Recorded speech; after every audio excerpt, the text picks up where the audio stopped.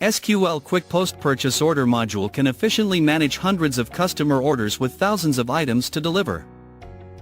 SQL automatically detects shortages and places orders with suppliers when stock falls below the reorder level, calculating the required restocking instantly. The entire process is straightforward, efficient, and ensures accurate inventory replenishment. In Outstanding Sales Order Document Listing, click on Post Purchase Order to view the details of the outstanding items. The system will automatically tick for the items when the available quantity falls below the reorder level. Supplier are automatically assigned based on the settings in Maintain Stock Item.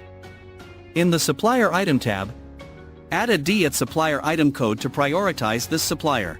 If no default supplier is set, you can manually select one. You can search by supplier code or company name depending on the selected column.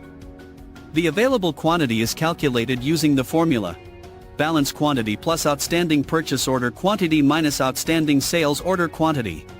Balance quantity is captured from the Maintain Stock Item. Purchase order quantity is the total outstanding quantity from purchase order. Sales order quantity is the total outstanding quantity in Outstanding Sales Order Document Listing.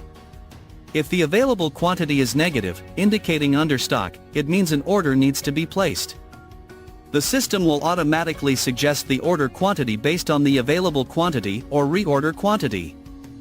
For instance, customer orders 10 units and the reorder quantity is 5 units, the order quantity will be set to 10 units. Conversely, customer orders 6 units, the available quantity is 4 units, and reorder quantity is 20, the order quantity will be set to 20 units. Please note that the suggested quantities are editable by users. The unit price and discount are automatically displayed based on the last purchase order. If no relevant purchase order exists, the system will use the reference cost.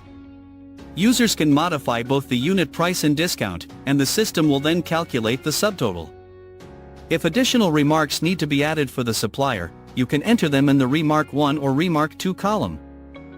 The purchase order date corresponds to the purchase order document date. Optionally, select the default unit price setting if preferred. After confirming that all information is correct, click the Post button. System automatically generate all the purchase order.